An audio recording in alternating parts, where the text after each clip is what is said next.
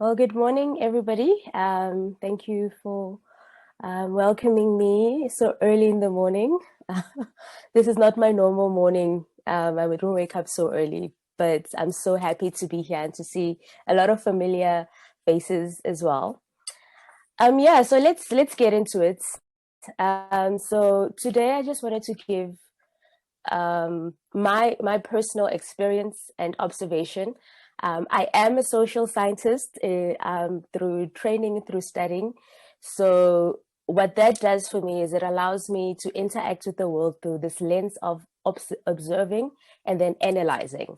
Um, and and I've had many opportunities, from overseas to just working on the ground here in South Africa, in townships and in Hillbrow. I lived in Hillbrow for like 4 years, running a gap year program for an organization many of you might know called MESS. So I'm very passionate about young people and young people's experiences, and I would say that's probably more where I find my passion with young people. Okay, so this topic, we're calling it English is not a marker of intelligence. It's just a catchy topic because when we started talking, we did a podcast, Vera and I, and we wanted to do a podcast on languages. So it started off as languages, and then it ended up being all about mostly English. And so I was like, okay, it seems like we need to actually put this as the heading. English is not a marker of intelligence. And I should actually do a disclaimer. This morning, I live with toddlers, my nephews. There's a 3 and a 5 year old, and they are waking up right now, and I can hear them in the background. I did ask them nicely to keep it down. So if you do hear some disturbances, please do bear with me. Okay, so my journey with English, believe it or not, started when I was 9 years old. So before then, I lived in a township in Witbank, Malahleni, and it's a mining town. So languages is actually a beautiful thing. I grew up hearing all sorts of languages, but one of the ones that I did not hear, funny enough, was English until the age of 9. So I could hear Afrikaans, I could hear Pedi, Zulu, Tswana, a bit of Tsonga. So languages was a good thing for me. So I'm passionate about languages because my sub major in varsity as well, I did it for 2 years, was linguistics. So I really, really love languages, and I can do a bit of Spanish here, and I did a bit of French there. But South African languages, I'm passionate about South African languages, and I'm not fluent, but I do dabble a bit. All right. So when I was 9 years old, let's go back to 9 years old. When I was 9 years old, I went into an English school. My parents felt it's very like, okay, we're going to push and try our best for you to get the best education, and that means an English medium school. So I started going to an English medium school, and that first year of learning English was so difficult for me.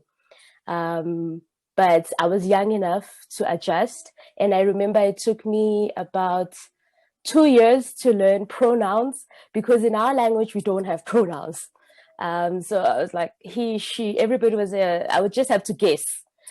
Is it a he? Is it a she? And eventually I did get to master the language. And one thing I would say is the best way for me to learn language, and the best thing that happened to me at that age, was I learned to love to read English, and it completely opened my world. So I am speaking from a point of privilege when it comes to English, because I did get this opportunity at a very early young age. So language, English in South Africa has that systemic voice of privilege. And a lot of us have that privilege. And so I'm owning my privilege right now, and I'm saying that I am speaking from a bit of a point of privilege, but I have observed a lot and I have experienced a lot of other South Africans on the ground. Okay, so at home, my parents did not really speak English. So in South Africa, most people can communicate and speak in English, but it's not a language they would feel free to express themselves and to articulate exactly who they are and what they can do. And so you have to keep that in mind. And I remember getting an opportunity in high school to go and be an exchange student around matric, grade 11 matric, an exchange student in Argentina.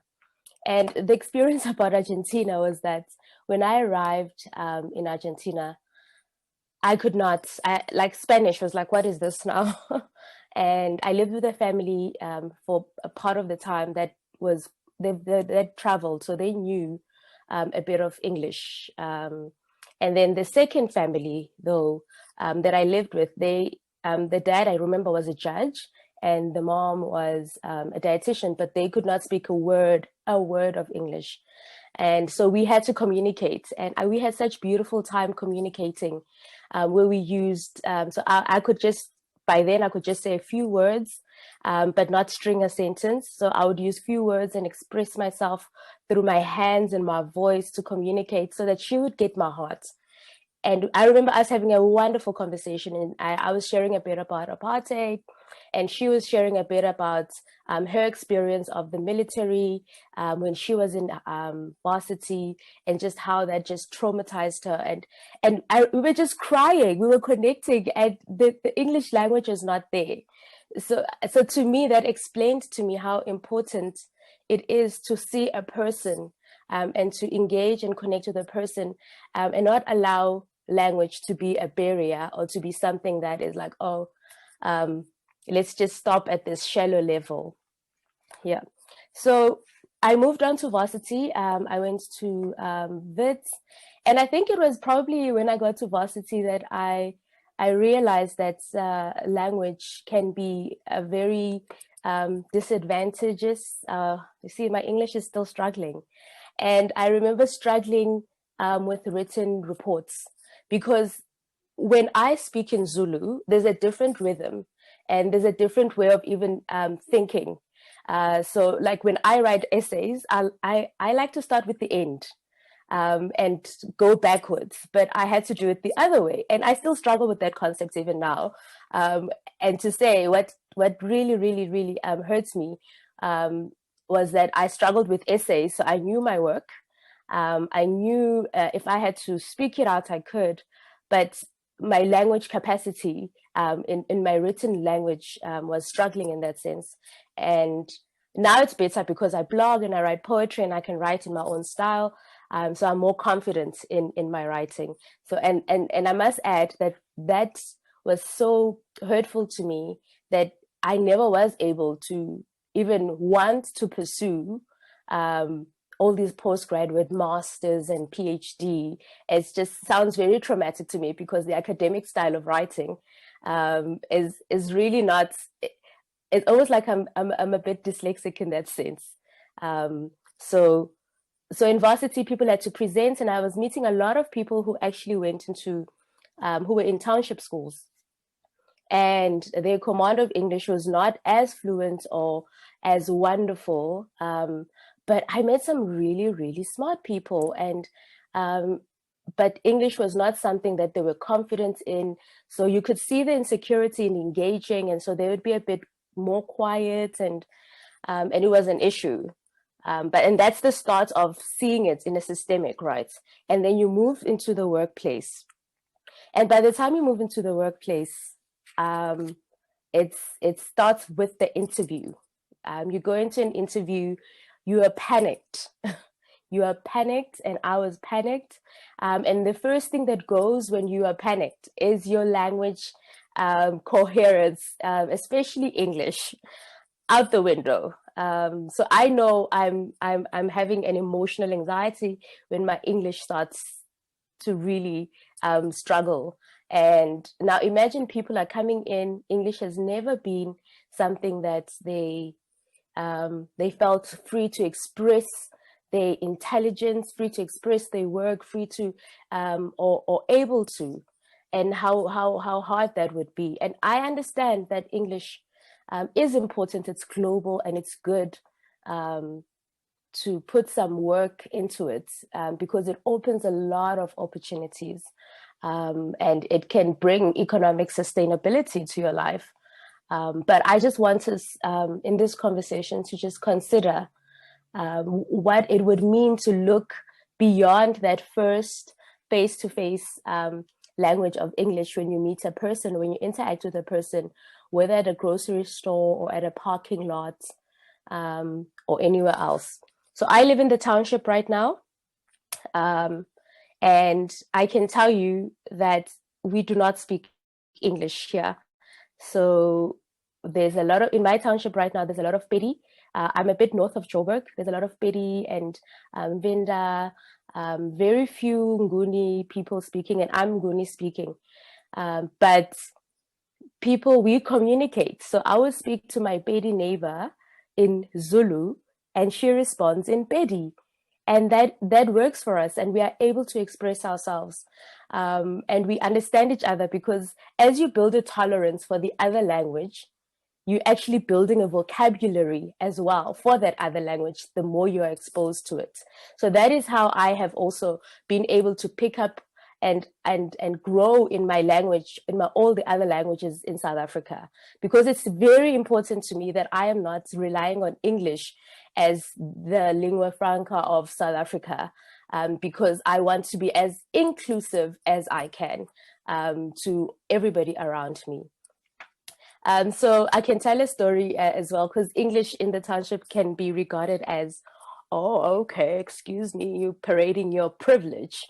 So you want to avoid that, because you want to be accepted by your neighbors in your community. So I remember I invited a friend of mine to come to Witbank with me when I was in university, and we took the taxis from Noord in Joburg, and we went home.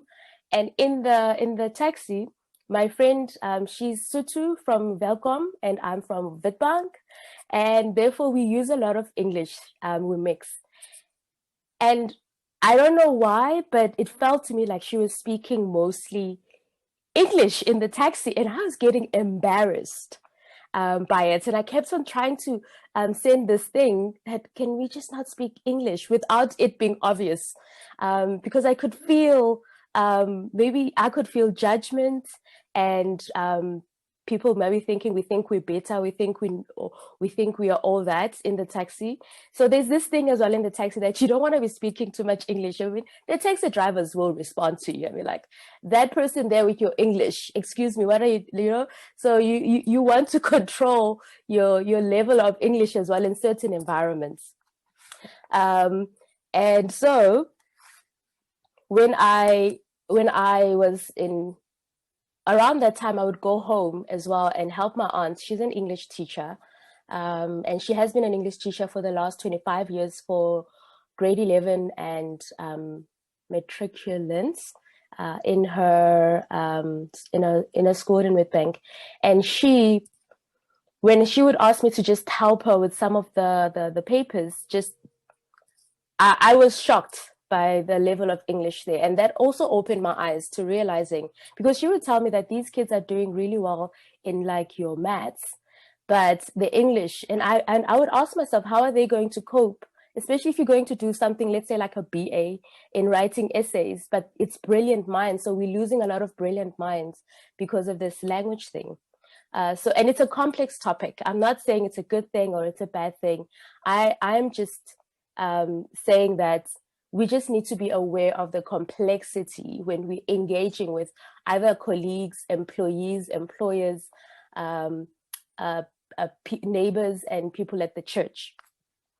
So I'm going to try and move on now a little bit to English in churches, in spaces like churches, because I think it's a great example of how English can be, we can almost have this unconscious bias towards English, English-speaking people, and people who don't speak English well. And before I go to the church, actually, let me go to, I went to a doctor here in my community, and I have to watch my own bias right here, because I went to the doctor, and the doctor was helping me, but, you know, he was speaking, I can see that he was Venda speaking, and I'm Zulu, so when I go in there, I'm speaking English. But his English was a bit, maybe let's say, not like, oh, And in my thought, I was like, why would a doctor not speak really good English? And I had to catch myself. I'm like, no, this doctor, I need to give this doctor a fair chance. I can't be like, oh, how did you pass medical school all 6 years and your English is not up to scratch? It's just like, well, medicine is not about, it's not about English. It can be, but a lot of the lingo is from Latin, and so it might not be the main thing. So I caught my own bias at that point, and we have it. And I'm not necessarily speaking to white people, to Black people. I'm speaking to us who have the privilege of having been having access to English, and that English opening doors. Some people don't even have to think about it. For me, I have to think when I'm in a presentation, when I'm facilitating. Sometimes I'm still translating in my head. And some words come out wrong. Some words I've never said out loud. I've only read them. So I'm going to pronounce them wrongly. And that can make me feel insecure. So I'm just saying, check your privilege, check your bias. You wake up in the morning, you don't even have to think about English. You just get on your day and you start communicating, you start writing your reports, and you writing your thesis is just about the work and not about the language. Imagine that kind of privilege. So in spaces like churches, for example, I think my experience has been that, especially multicultural churches, my experience has been that the better English you speak, the command of English, the more people will be willing to listen, and they can think you might know a bit more, which is completely unfair. But what can we do? Because this is our reality in South Africa. And so I think it's really something that we got to pause and think about, because as people who are in the faith, we can't just be okay with that. It's what can we do? And I'm not here to teach or to give solutions. I'm here to say, let's start having the conversation. Let's start being aware, and let's start listening to people's stories, like how you are listening to my story of how I have interacted with English. And as much as I've had an advantage, my disadvantage is I haven't been able to pursue my master's and my PhD, and I have a lot to say, and I have a lot of analysis in my headspace, but I'd have to be okay with doing it in a book where I'm using my own language form and not the academic English as well.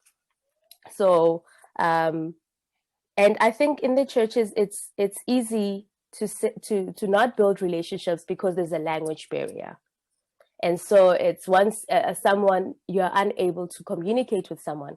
And this doesn't have to be about churches. It can be in the workplace. It can be with your neighbor. Once there's a language barrier, people tend to be like, oh, it's nothing I can do. It's not my fault. But actually, we can try and do something. As I shared my experience in Argentina, where I communicated at a heart level because I really wanted to connect with this woman, and she wanted to connect, and we were able to, even though the languages were different, and it forced me, and it made me want to work harder at learning Spanish because everybody around me spoke Spanish. And by the time I left there, I wasn't even there for that long.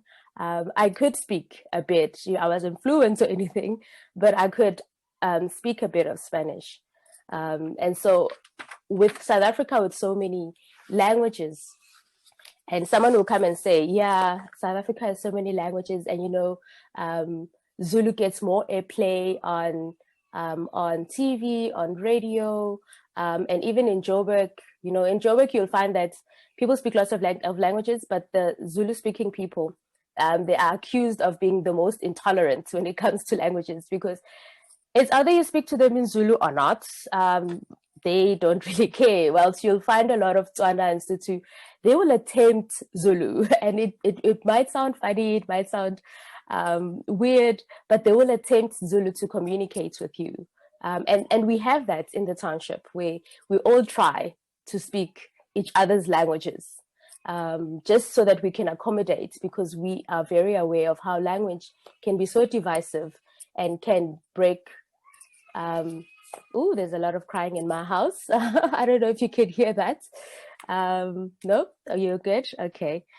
So I'm looking at the time, and I do want to interact with everybody. I don't want to do all the talking, because I do think I wanted my conversation, I wanted my experience to be like to open up people to start talking about something as simple as what is the privilege of speaking English, that I've never thought of, or I don't even think it's a privilege. You know, it's my language. What can I do?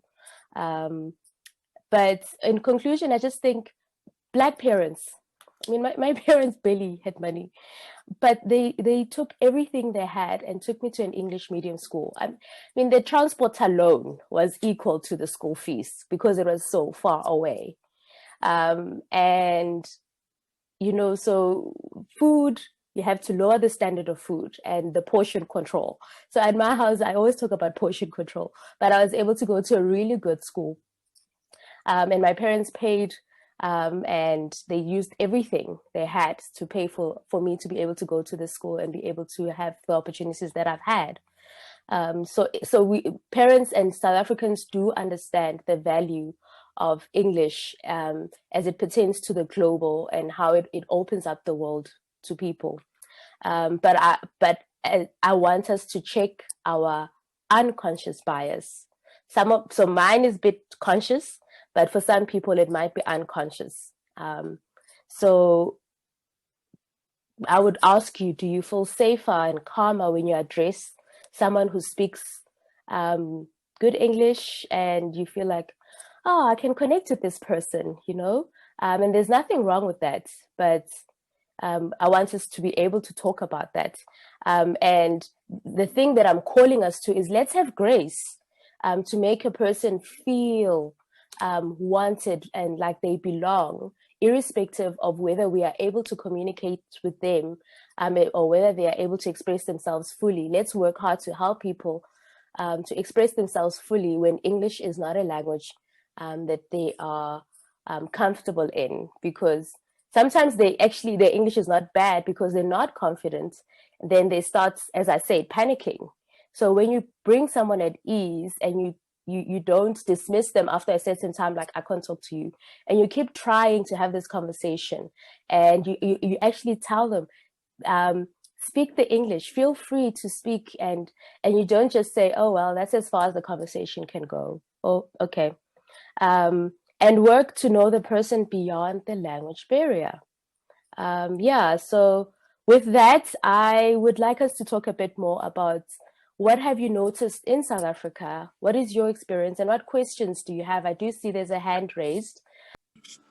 Hey, Kanye, nice to see you. Hi, nice to see you.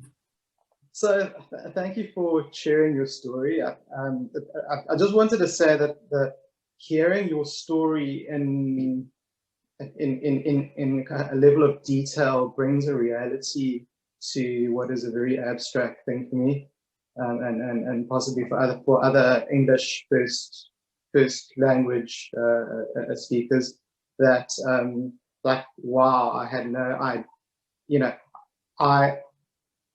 no idea what kind of impact that or sacrifice that was for your parents and for you. So thank you for sharing that.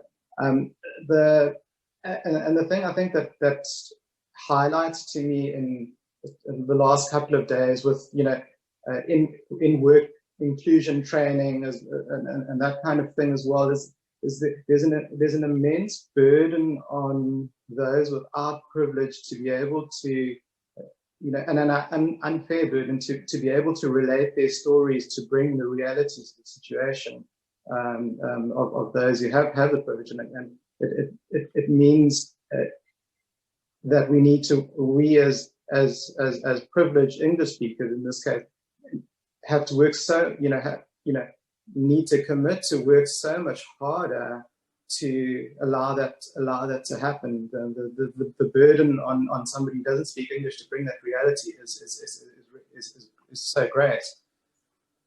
Thank you so much for saying that, Adrian. And it's exactly the point that I was trying to bring along. So I'm excited that one person really got it as well. Because I didn't want to come here and tell people what to do. I think it's up to you as a person to figure out now, how do I engage going forward? How do I watch and observe if I have these interactions? I want to be more aware, and then find your own personal strategy. So I might be taking the conversation to a slightly different space, but Kanye, as you were talking, I was thinking about, on the one hand, how people who come from other African countries sometimes speak very good English, and they seem to have been a privileged position in their communication with white people who are, sort of expecting a level of English. But on the other hand, it seems to be a disadvantage in the township that their speaking English then makes them stand out. I don't know if you want to speak to that a bit. Yes, so I'm going to speak to that, but that actually is a very complex topic that we could have another TGIF on, and because it does include a bit of xenophobic systems that are at play. And I think for me, what you would see is this is I live in the township and I work on the ground. And I do work with a lot of South African people, and what I've heard, it does bring some animosity from what I've heard, and grates at that xenophobic taking jobs thing. But as I said, it's a very huge, complex topic, but it is at play. So we can be aware that language does do that, and we need to check ourselves as well. So I'm not going to say too much on that as well, if that's okay, Vera. But I think it's a great way to start checking ourselves on that. Hi, I wanted to tell you the story of I'm doing a bit of freelance editing for TUT, and through a colleague who works there, Janine Lewis, and for many years I've attended the TUT festival. And when I first attended it, it was all in English, many, many years of English festival, English festival, English festival. And now the festival is entirely not in English. And I found it absolutely understandable if you apply yourself to what you're seeing and what you're hearing. That, like you said about how you were conversing with people in Brazil, I think it was Brazil, that there's a lot of ways of communicating, and the words are only a very small part of it. And now that I'm editing, something that I find interesting, lecturers are very busy and they're burdened with a lot of admin and teaching and preparing for teaching. And suddenly TUT has a dedicated editor who does nothing else but attend to the English language of the students. And something that I feel so sad about is that often they say to me, the students say to me that it's the very first time that somebody has really focused on their particular language problems and helped them with their particular ones, not send them off to some English class or read some English book, but actually focus on the little things that can be fixed that make a very big difference. But aside from them employing somebody to do dedicated English work, I'm very impressed to say that their TUT festivals are entirely not in English and fabulous. Well, really, come really through. impressive. Come through TUT. Come through TUT. Yes, I like it. they're I doing like it it. now. What I can say is it's quite interesting is that WITS is actually, the BA has introduced a compulsory African language component for all mother tongue English speakers. So it's almost like turning the tables to expose them to what it's like to the other side, and also just to get that cultural exposure. So it's not just, this is the realization that they're in this English bubble. So I thought that was quite an interesting step that they've taken. Oh, come through, Vets. Okay, I love that these varsities are coming to the table.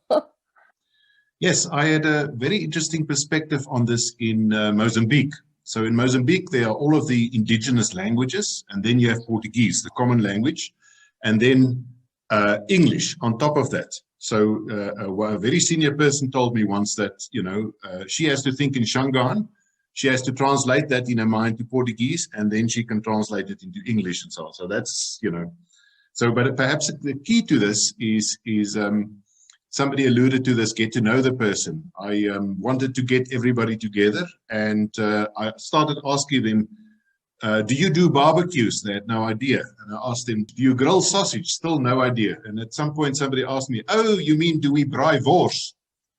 So, that's maybe part of the solution. Yeah, exactly. You can find your way around, me and this woman were using science, and I was just like, Banya, come, so we use science for everything, and eventually we got each other. I love it. Hi, morning. Kanye, it's just been such an amazing talk. Thank you. Something that we do is deal with quite complex legal issues, and we in our work environment, and we then workshop it, go down to grassroots, and try and get people's perspective on how the law should change. And what I've found often is that to give a person a voice, often what happens is people are not being given a voice because they're being expected to respond in English, for example. And more, I'm finding that if you don't have someone that is actually translating, or someone that is actually in the area that knows the language, you're actually not giving those people a voice.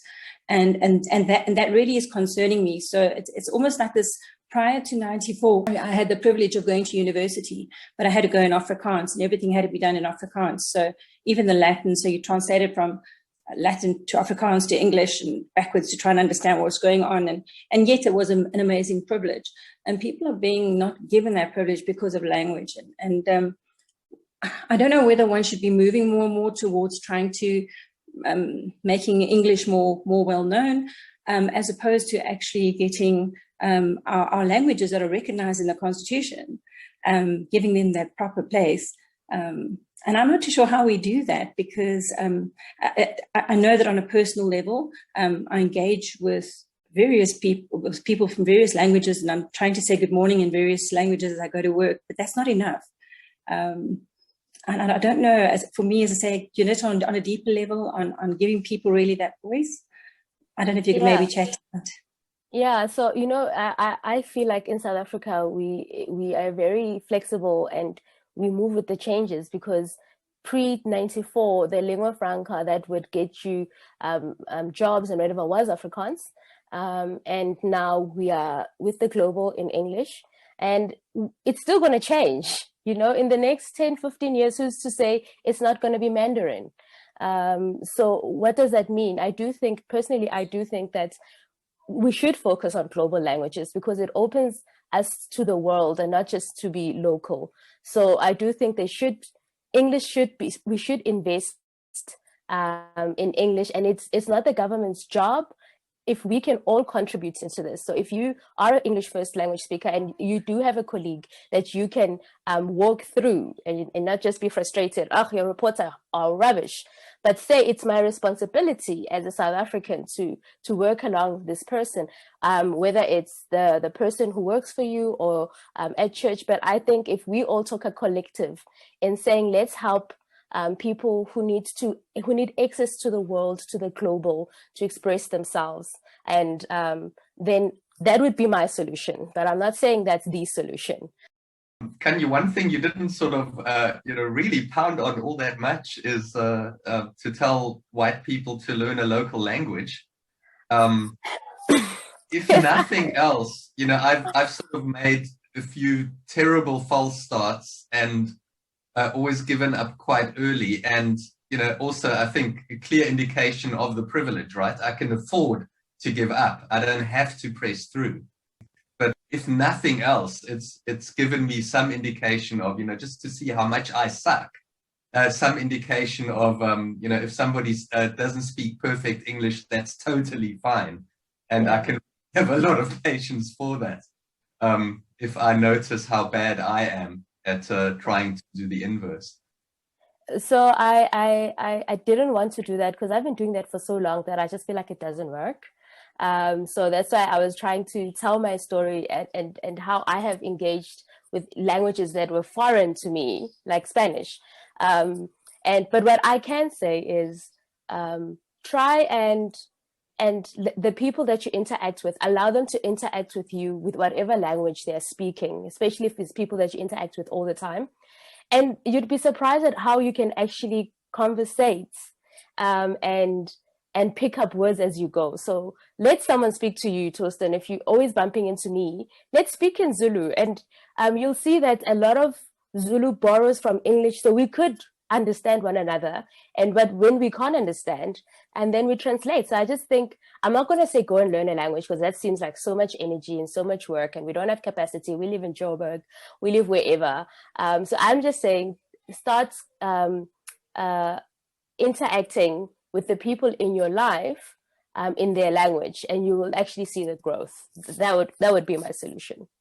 Yeah, and someone asked me to on the chats to expand a bit more about churches and what I meant about English in the churches. So since I came to Joburg, I've been going to English churches, and English is a big thing, you know, from the music to the preaching, to the Bible studies, to even people developing your potential, because, you know, you can come to a church and people are like, wow, you have so much potential, we want you to become an elder or whatever. And just by watching from a distance, I've seen that those who are able to speak English and command it, like the Queen, seem to be fast-tracked in this process. And everyone else, and I think in the church, I have seen that if people are not very good at expressing themselves in the multicultural church, they are ignored. And I'm going to say that they are ignored and almost in a way unconsciously dismissed, and they just seats. And I say this because I think we need to start looking at ourselves and saying, is this fair? Is this right? But I mean, when it comes to church, I have a lot to say as well. But I don't know if that helps, because I think it's a long conversation, and it's hard to just have it with these few minutes that are left here, the church one. Thanks, Torsten, and thank you, Kanye. A wonderful space that you've invited us to all step in today.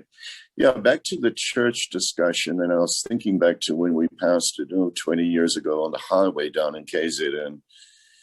And we noticed when we stepped into that space to be lead pastor couple, it was very homogeneous in one people group. And we said, okay.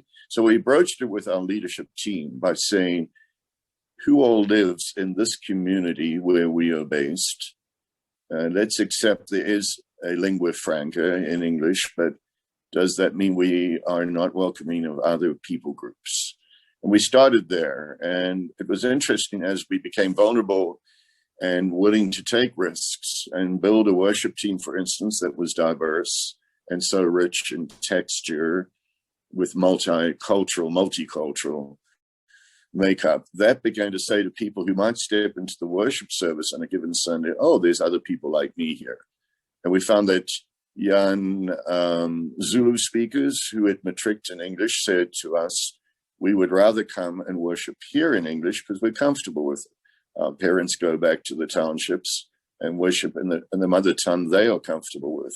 So we began to find there were niches and ways of tackling what is a sensitive topic, but a very good one that you make about privilege and about how we are welcoming of others and placing others in leadership as well, and affirming people for who they were as fellow humans. So deeply appreciate you challenging us on that topic today. Thanks, Kanye. I want to reflect briefly on, I think, how my political consciousness developed, which was around the whole thing about English and power, you know, and how those two concepts were sort of related in my young mind when I was very, very young. I remember one time my parents were receiving friends of theirs from the UK, white friends of theirs from the UK, and I just remember, I think I was quite young. I can't remember exactly how old I was, but I just remember there being a lot of like activity in the home in preparation for these folk that we're going to receive.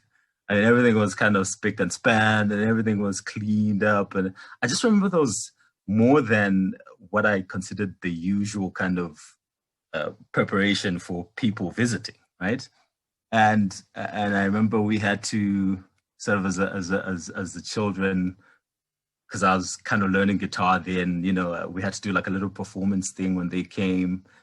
And so I remember in my young mind just thinking, what is going on here? Why are people visiting us? This whole, kind of thing that we went into, kind of DEFCON 5. But anyhow, and my parents are quite progressive. I mean, I don't think they were doing it either consciously or whatever, but I just remember there's always been a relationship between white people, power, and the English thing. And your command of English kind of feeds into a claiming of power, and unfortunately kind of pushes you to the nearness of white in a very strange way, where even black people think, oh wow, kind of moved into that space. But anyway, so I don't know if you can speak to that. I'm putting you on the spot a little bit here, but just around how consciousness develops around this English thing. I mean, I'll say the one thing before I let you respond, that I think the language here in Zulu for a white person, the word for a white person here is umlungu. In my language, umlungu means God. So I mean, it's also very interesting. Umlungu is the word for God in my language. So yeah, it's these things that interact in a very strange way. Yeah, I think in Zulu, mlungu means, when I've heard people explain, it's when the waves in the ocean are washing in, that like white part of the waves, and so these people washed in, and that's where the mlungu comes in. That's what I've heard. I don't know, but I know that in Malawian language, they do believe that as well, and I don't know what other language it means God as well. I must say that is very true. What you're saying, what you're sharing. I think for me, I'm all about unlearning and decolonizing in a way, and that's where I'm coming from with my conversation, because it is like that. The closer you are to this command of English as a Black person, the more you will have access as well to white people, and the more they will experience your intelligence, they will experience your yourself, who you are as a person, because you can express yourself, and they are able to interact with you, and it opens doors.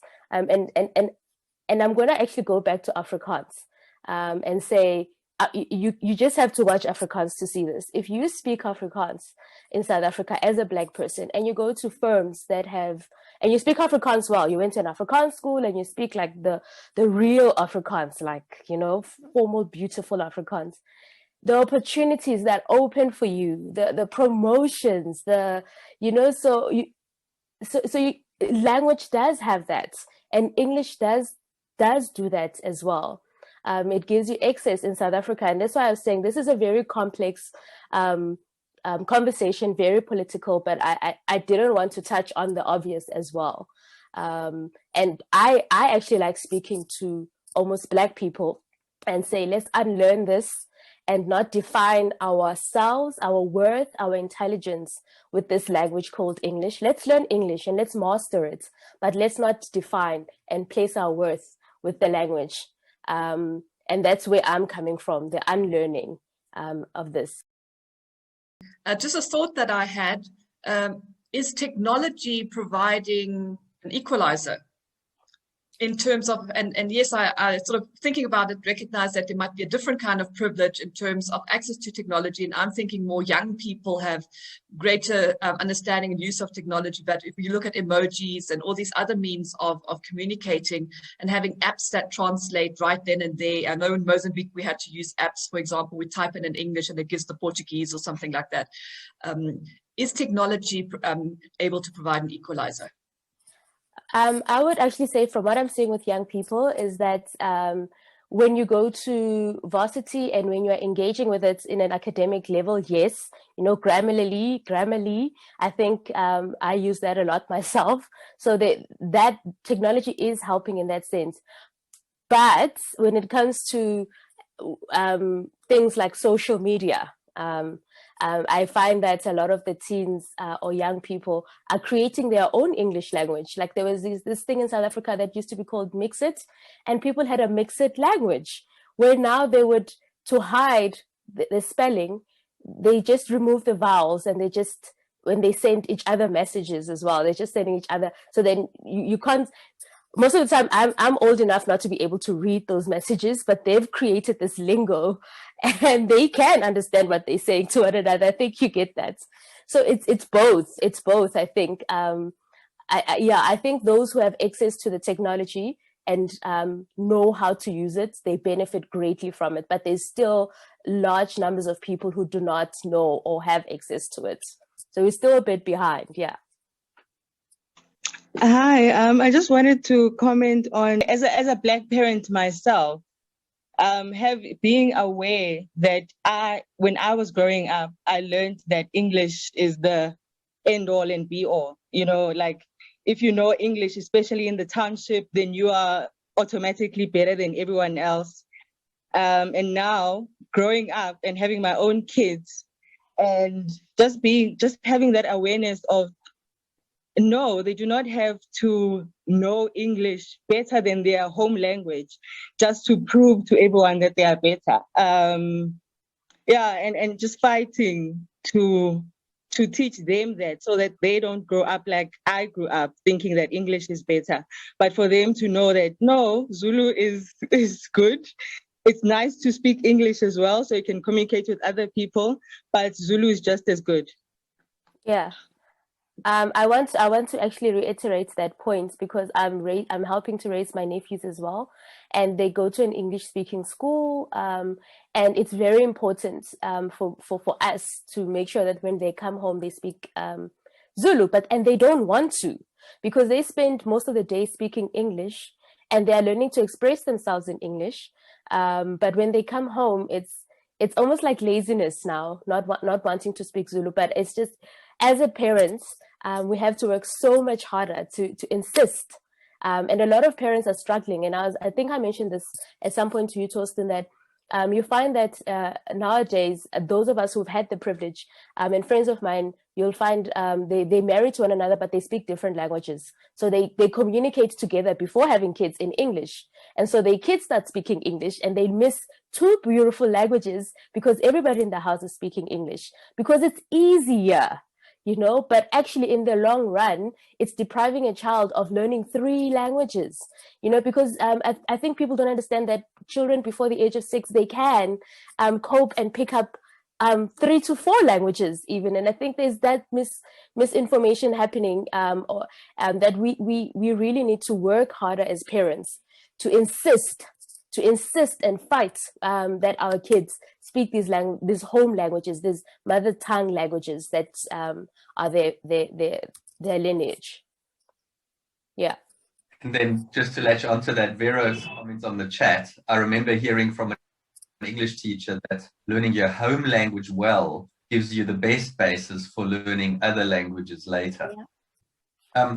Kanye, I think, we kind of need to start letting you go. Can I ask you one more that maybe, you can bat that one as well. You don't have to answer that one, but you were kind of half going there at some point, which was the it's not only the language thing, right? So it's not just that I command or that I understand the word and the sentence structures of a language, but it's also it inevitably has a cultural layer as well, right? So there's the own idioms and metaphors. There's a different sense of humor. There's a different way of vibing. There's a different style of relating to each other. So all of those things are barriers. Even if I understand the language. Yeah. There's the innuendos that you might not really get about the specifics of the language, and it can feel like you're being excluded.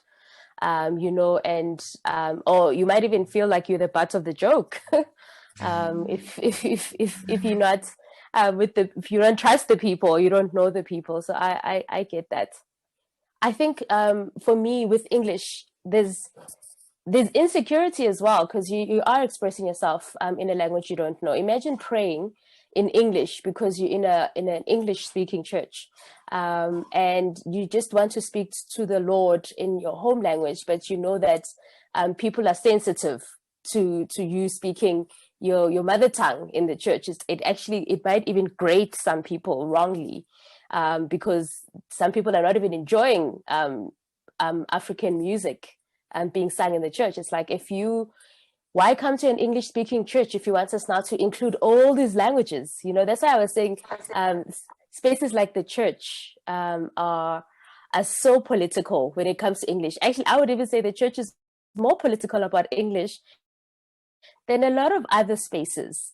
And no, I don't know if people really want to talk about that and really get deep into that, because that's a conversation that needs to be had. But I do think when I go to things like dialogues or spaces like that, and I get really emotional and I get really, really riled up from the topic, English goes out the window, and I struggle to feel that people understand that at this point I would better express myself in my language, but I'm going to try really hard so that you can understand what I'm saying. And it might not come off as being graceful or whatever, because I'm not that good with English.